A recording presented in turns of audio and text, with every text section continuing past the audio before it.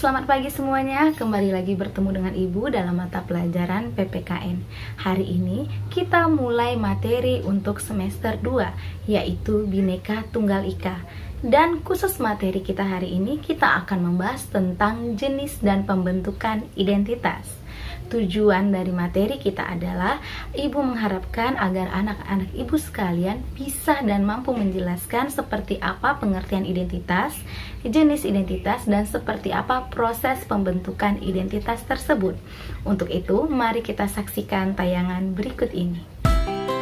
Silahkan buka buku paket PPKN penggerak halaman 126 hingga 128.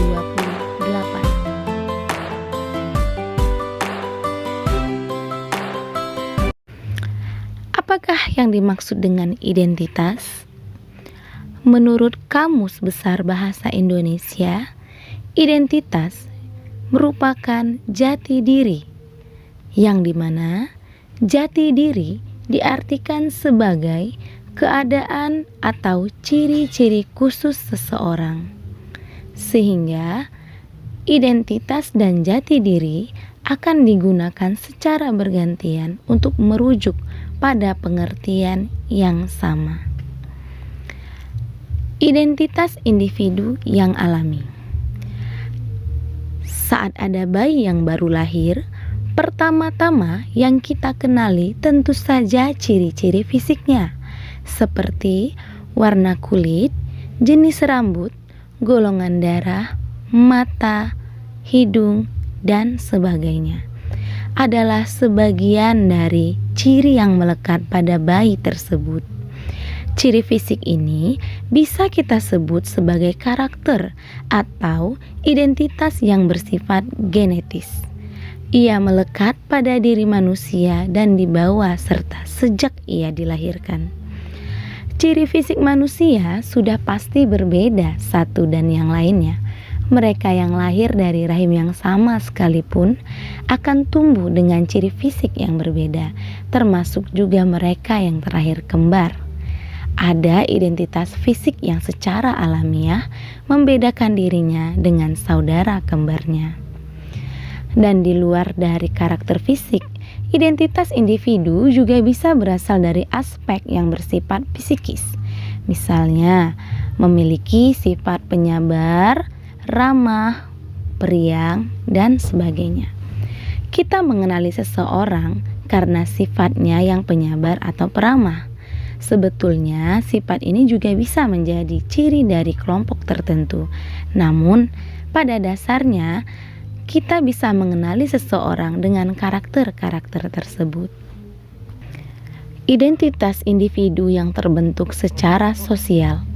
Selain karakter yang terbentuk secara alamiah, kita bisa mengenali jati diri seseorang atau individu karena hasil pergumulannya dengan mereka yang ada di luar dirinya. Dari interaksi itu, lahirlah identitas individu yang terbentuk sebagai buah dari hubungan-hubungan keseharian dengan identitas di luar dirinya. Identitas diri itu terbentuk bisa karena pekerjaan, peran dalam masyarakat, jabatan di pemerintahan, dan sebagainya. Salah satu contohnya adalah dalam hal pekerjaan. Kita mengenal berbagai macam jenis pekerjaan. Guru dan peserta didik adalah satu contohnya. Seseorang menjadi guru karena ia menjalankan tugasnya untuk mengajar dan menyebarkan ilmu pengetahuan kepada murid-muridnya. Ia sendiri tidak terlahir otomatis sebagai guru, tetapi identitasnya itu didapatkan karena ada pekerjaan yang dijalankannya. Begitu juga dengan peserta didik. Adalah murid-murid yang diajar, menerima pengetahuan, serta belajar bersama dengan guru. Identitas sebagai peserta didik tidak melekat pada dirinya sejak ia lahir, bukan sesuatu yang alamiah atau genetik. Peserta didik adalah jati diri yang tercipta karena seseorang datang ke sekolah dan mendaftarkan diri untuk menjadi murid di sekolah tertentu. Lalu, identitas kelompok yang alami.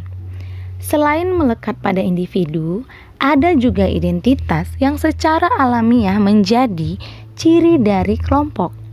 Jadi, dalam suatu kelompok ada individu-individu yang menjadi anggotanya dan memiliki ciri yang sama. Istilah ras dalam bahasa Inggris atau race itulah salah satu contoh bagaimana yang alamiah melekat pada sebuah kelompok.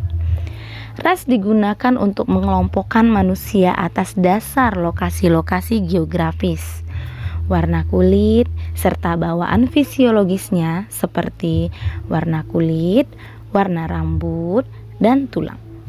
Ada banyak yang berpendapat tentang penggolongan ras ini. Salah satunya adalah penggolongan ras dalam 5 kelompok besar, yaitu ras Kaukasoid, ras Mongoloid, ras Ethiopia yang kemudian dinamakan sebagai ras Negroid, ras Indian, dan ras Melayu. Identitas kelompok yang terbentuk secara sosial. Selain terbentuk secara alamiah, jati diri sebuah kelompok juga bisa terbangun karena ciptaan. Seperti halnya identitas individu yang terbentuk karena interaksi mereka secara sosial, begitu pula halnya identitas kelompok. Mereka yang suka sepak bola pasti mengenal banyak nama klub atau kesebelasan, baik di dalam maupun di luar negeri. Contohnya adalah organisasi peserta didik di sekolah yang biasanya disebut dengan OSIS. Identitas sebagai organisasi peserta didik merupakan jati diri yang terbentuk atau dibentuk, lebih tepatnya difasilitasi oleh pihak sekolah. Bangsa dan negara adalah sebuah kelompok sosial. Setiap bangsa memiliki identitasnya masing-masing, begitu juga negara. Negara mempunyai dasar, simbol, bahasa, lagu kebangsaan, serta warna bendera menjadi salah satu penanda sebuah negara. Sebagai kelompok, negara juga terbentuk secara sosial. Negara Indonesia dibentuk atas dasar perjuangan rakyatnya, baik yang dilakukan melalui berbagai medan pertempuran maupun upaya diplomasi di meja perundingan. Baiklah anak ibu sekalian, kita telah menyaksikan video tadi dan kesimpulan dari materi kita hari ini bahwa identitas merupakan ciri-ciri khas atau karakteristik dari seseorang. Dan jenis identitas itu terbagi dua, yaitu identitas individu dan identitas sosial. Dan proses pembentukannya secara alamiah dan secara sosial. Baiklah, pelajari materi kita selanjutnya, yaitu tentang Pancasila sebagai identitas nasional bangsa Indonesia. Apabila ada hal yang ingin Ananda pertanyakan mengenai materi hari ini, silakan bertanya jawab dengan Ibu melalui Discord. Dan tak lupa, kita masih dalam keadaan pandemi, tetap jaga prokes dan sampai jumpa.